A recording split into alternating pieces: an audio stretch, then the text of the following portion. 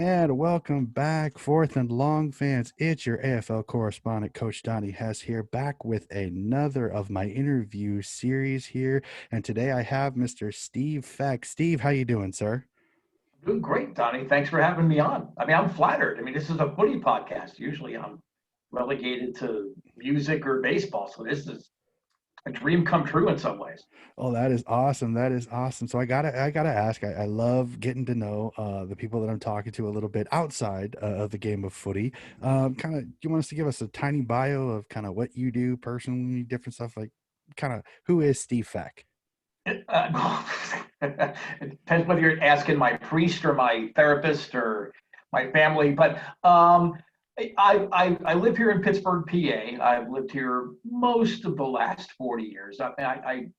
Work took me to various different places. I'm originally from New Jersey.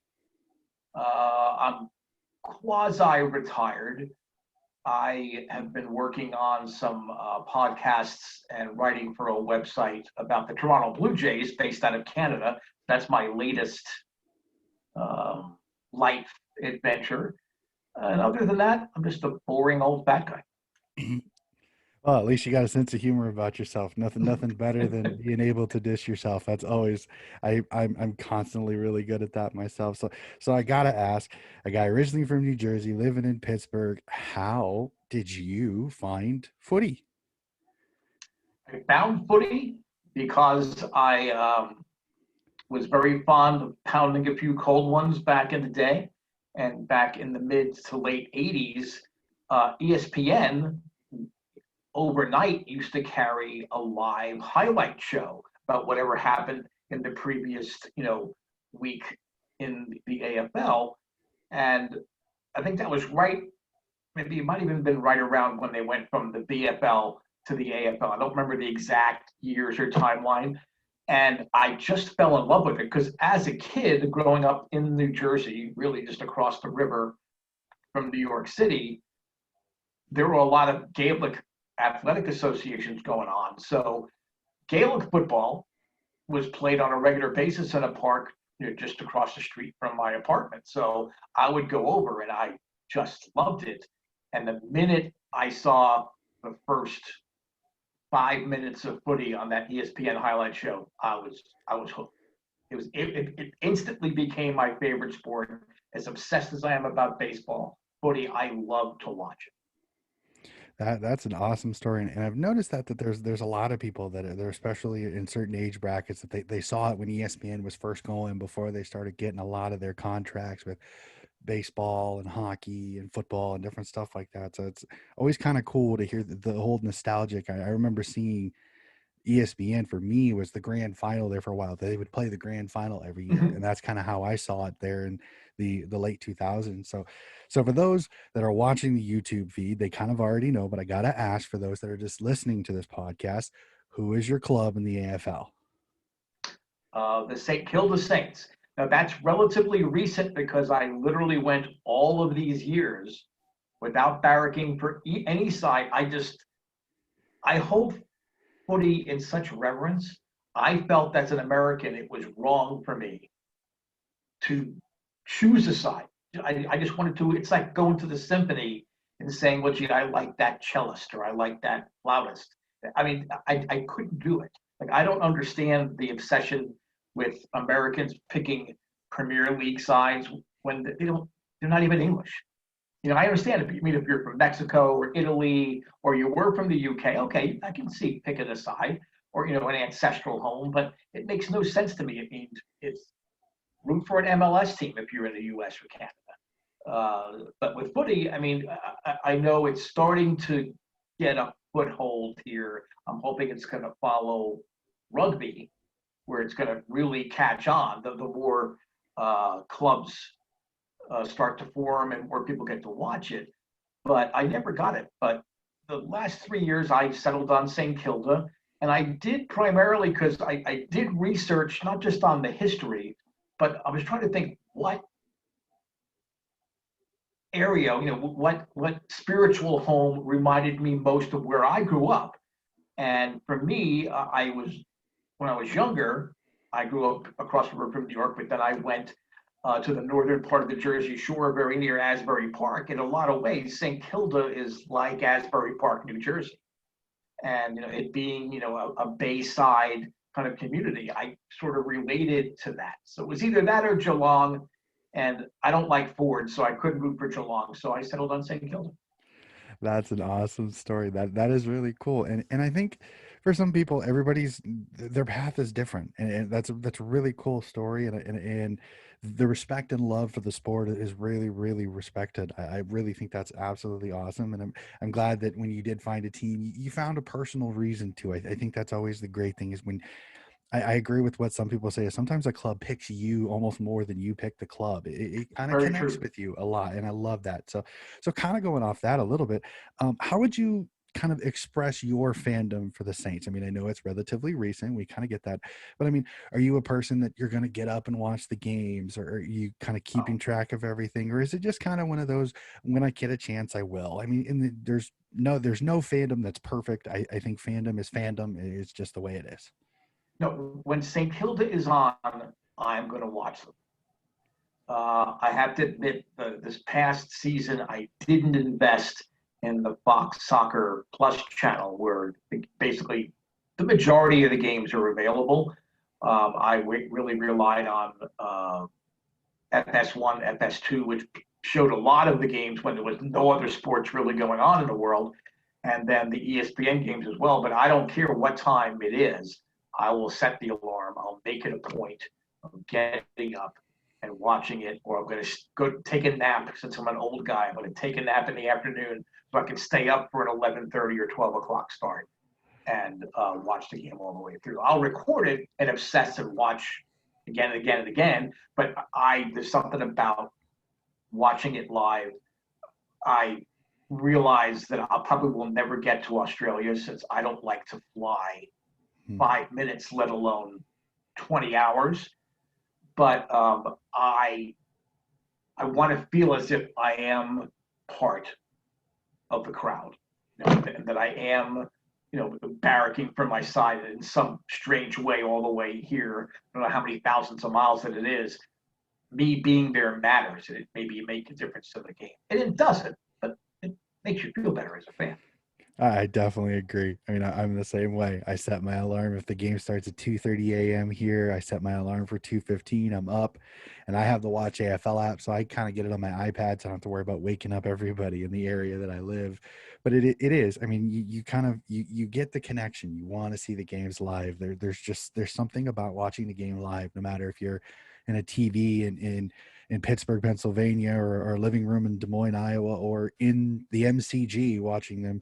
So that's always just an awesome thing. So you've been into your club for 3 years. So I got to ask, do you have a favorite player currently? And then you did say that you kind of dove into the history of St. Kilda, which has a expansive history.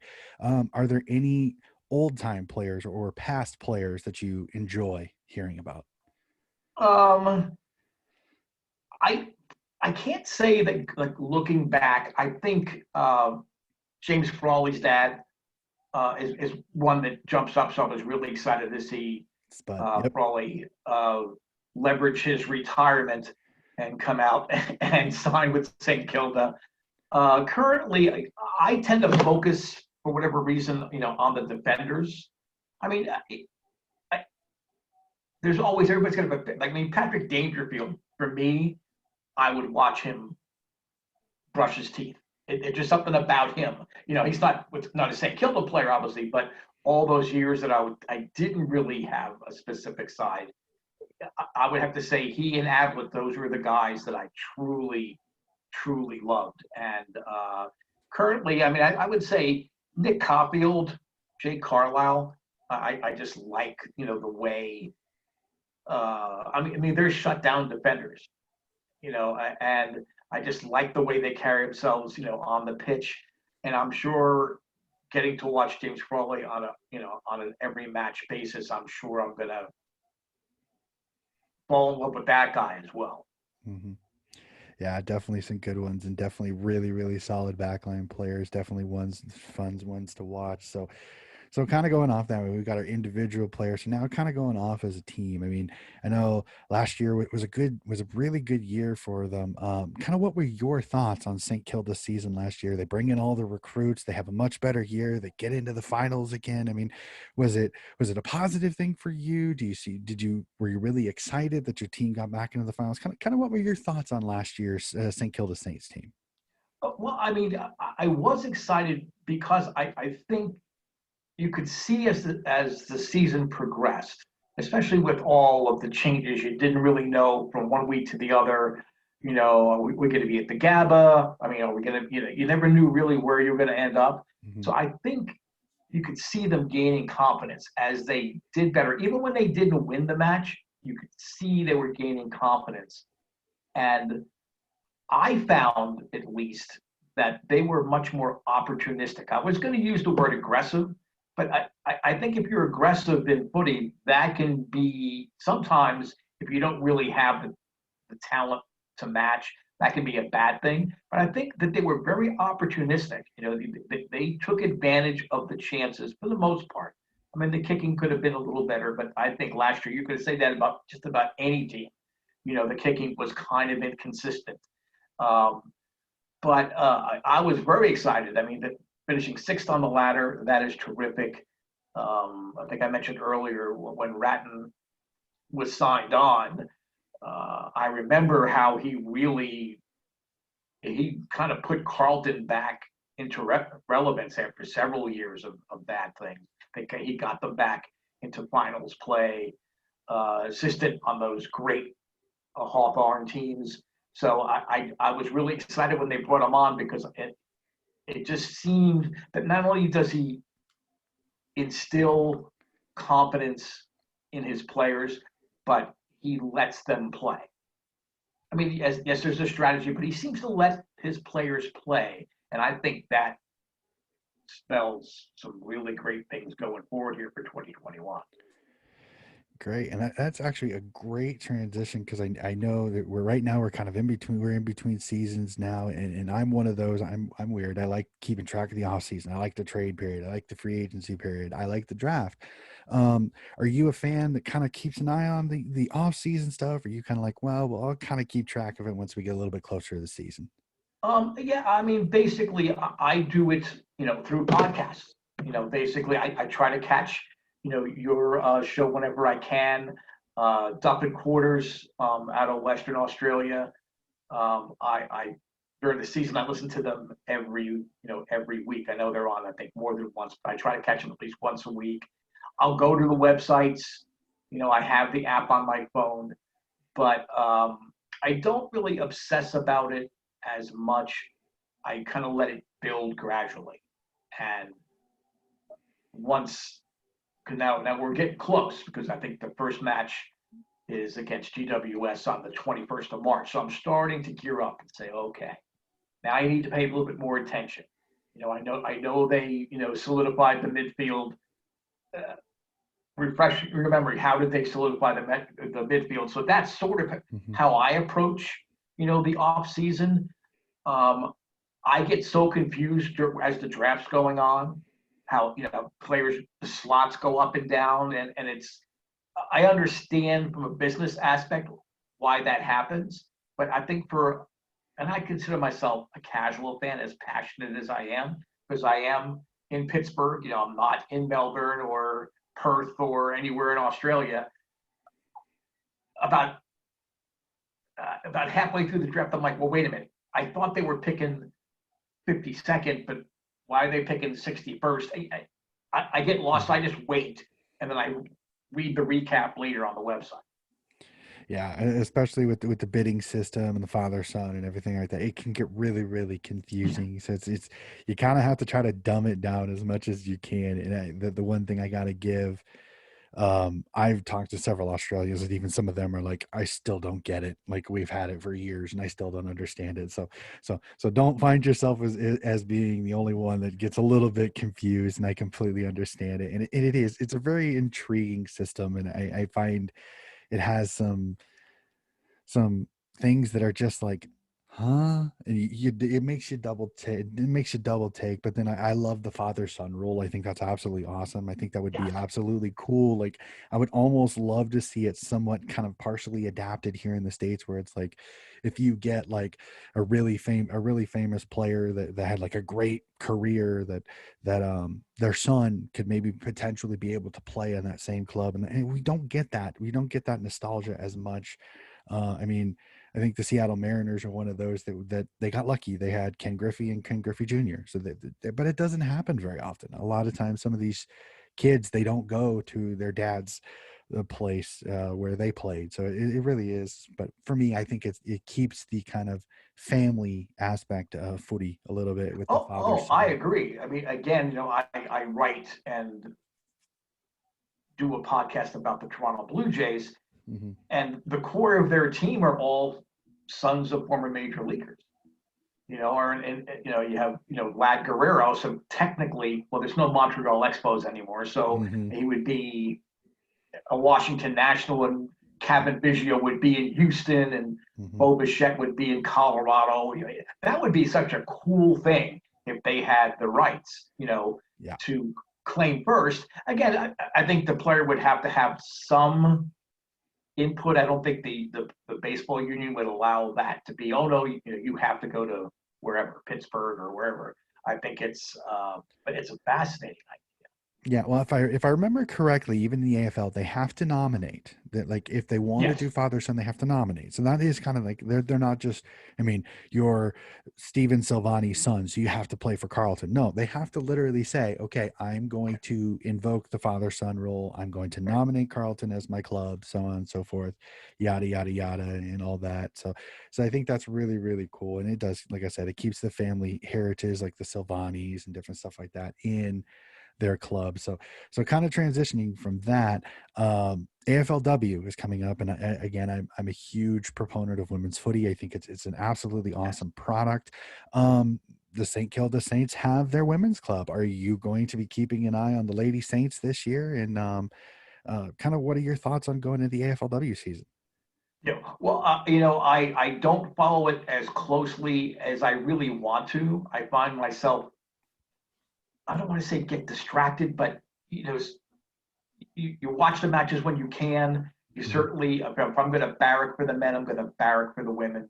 And I agree. I mean, actually, in many ways, I think the AFLW product, as far as week to week, a consistency basis, to me, I think it's a much more consistent product Mhm. that's put out on on the pitch than the men's side. And I don't know why that is, but it just seems that it's much more consistent. I don't want to say the women are more focused or paying attention, or hurt anybody's feelings or anything, but it just seems that way, that you could pretty much count. Okay, if your team in the first game in the ladder is going to look pretty much as it did in the third game and the fifth game, and on down the road. So I really do hope I can catch more, and I hope I can actually focus in it. But I certainly, I get my alerts on my phone, so I'll know when the match starts. I'll Mhm. know when the match is over, and then try to read the stories and become a little bit more informed than I am now. Yeah, and I think in some situations it's because of the fact that a lot of these girls, they're learning the sport even more because, and Hmm. unfortunately, there for the longest time, and they had to stop at 12 years old. Auskick stopped Right. at 12 for girls. They had to go to netball, they had to go to tennis, they had to go to rowing, they had to do everything else except footy. So I think that's the progression of women's footy and the skill sets at younger ages now, and that's one of the things that I love is that seeing the expansion in Australia of all the states seeing 100, 200, 300% growth in women's and young girls footy is absolutely awesome. It's going to take a little bit to get the skill levels to the AFLW, the AFL men's standards. It's going to take a while. It's not something that's just going to instantly happen. These girls have to learn these skills, but I love it because I think they want to learn so much. They want to play the game. And I think that's the reason why I kind of agree with you. I think there is a little bit bit more consistency in the game because you know what you're getting, because these girls want to learn this sport. They want to get better at it. And I love the infusion of Irish players. And now we have Danny Marshall with Americans. And I think that's one of the things being in the USAFL is I want to see some more USAFL girls find the opportunity down there until Australia's women's program gets a little bit stronger and gets more numbers and gets more youthful skills. I mean, each and every draft class brings in 50, 60, 70 more young girls, 18 to 19 years old, into the league, and it's only going to get stronger. I mean, I'm a Swans fan, and even I go, as much as I would love the Swans to have a license, I don't mind waiting 2 or 3 years to let the talent pool get bigger and bigger and bigger, because it'll only make the product that AFLW puts out that much stronger. So as much as I want it to happen soon, I completely understand why it may take a few years, but that's perfectly fine because I'm going to enjoy the sport that much more. Right. And I think the challenge too is that, like in Sydney, or up in Queensland, rugby is king. So Mhm. if I'm not mistaken, women's rugby has had a place in Australia for a while. Certainly here in the States. Mhm. That's why I hope that women's footy is going to catch on here eventually. But I think women's rugby has a strong enough, at the collegiate level, at the amateur level, it's going to be tough to get that foothold in there because rugby is more familiar at this point. It's going to take some education to get them obsessed like you and I are about footy, and you have that love there. But so, I mean, I think it's tougher, in Sydney, in certain markets, but it doesn't mean that, eventually COVID's going to go away, so you can have interstate travel again. So it won't be as difficult for a young lady in, Victoria or in Western Australia to come over to Sydney or up into Queensland and, play on an amateur club there. So, like as you said, time will tell. Mhm. It's Definitely. sometimes you don't want to wait. You want it, no, no, now, now, now. I want it now, now, now. Yeah. It's a very, very American approach, I think, in some ways. But I, whenever I can, I will certainly support, you know, the the AFLW whenever I can. Definitely, for sure. And then this is a question I always love asking. It's one of the last questions that I ask every single interview, and it's always so much fun hearing the variety.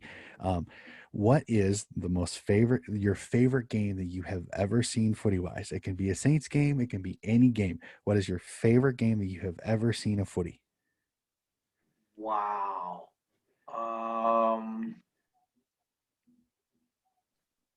I'd have to say the first premiership that West Coast won. And I'm trying to rack my ever aging brain as to who they played.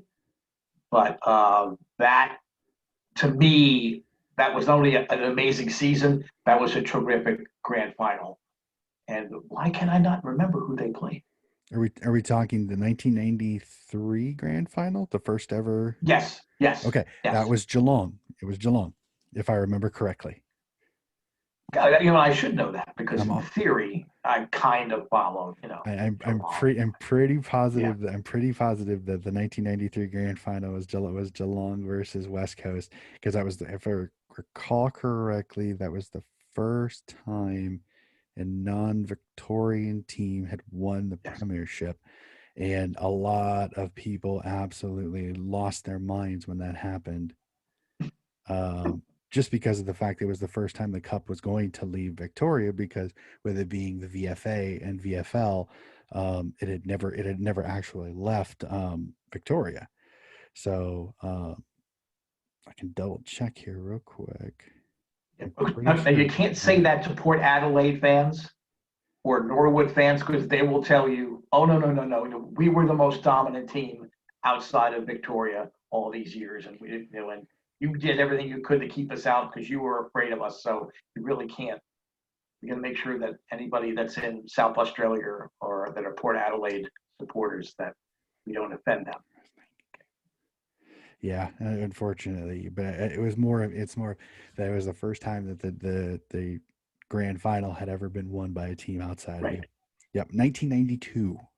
92. Yep, 92. Great Geelong versus West Coast in the grand final. Because I've seen at one time, I think the full game was on YouTube, and I remember watching it. And you Mhm. can definitely tell it's such a different game from those late 90s even in. And but that was a really good game. But that's it's a really good one.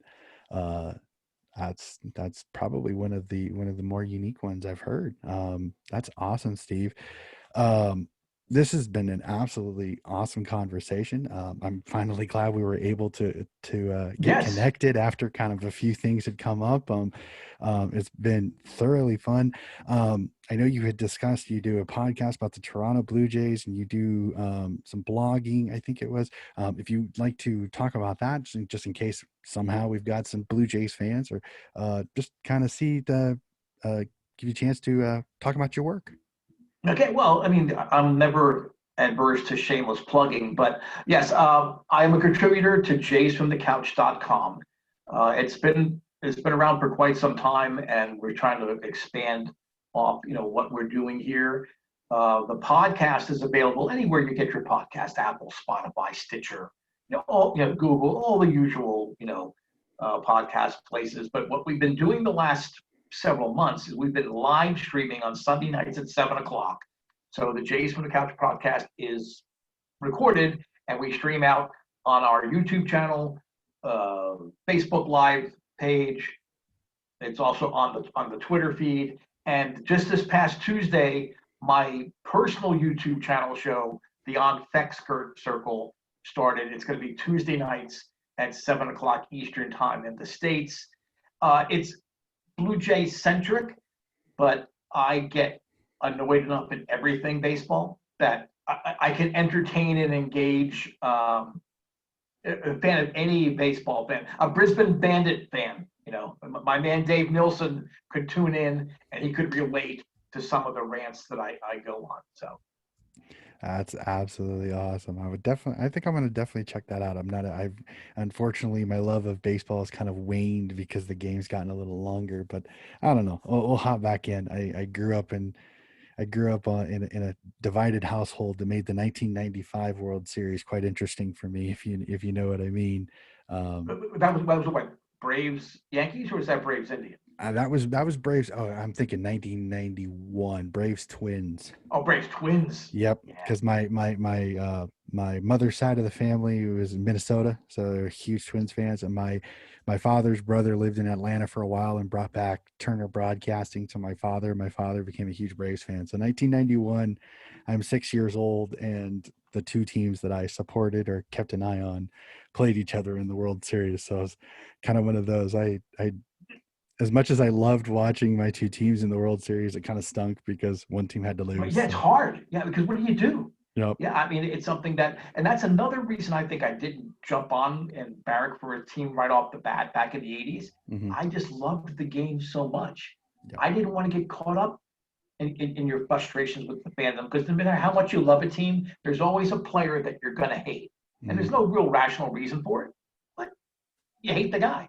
And if he does something stupid, it totally ruins the rest of the game for you. So, Hmm. Unfortunately, that always stinks, but it's the nature of the beast. Unfortunately, no matter what sport, it almost always happens for some reason or another. Steve, this has been an absolutely awesome conversation. I thank you, Donnie. thoroughly enjoyed it. Um, I'm glad that we finally were able to catch up.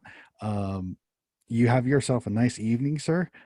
It's been great. And to all my fourth and long fans, thank you again for listening. And we will be back very soon with another episode. Have a good night.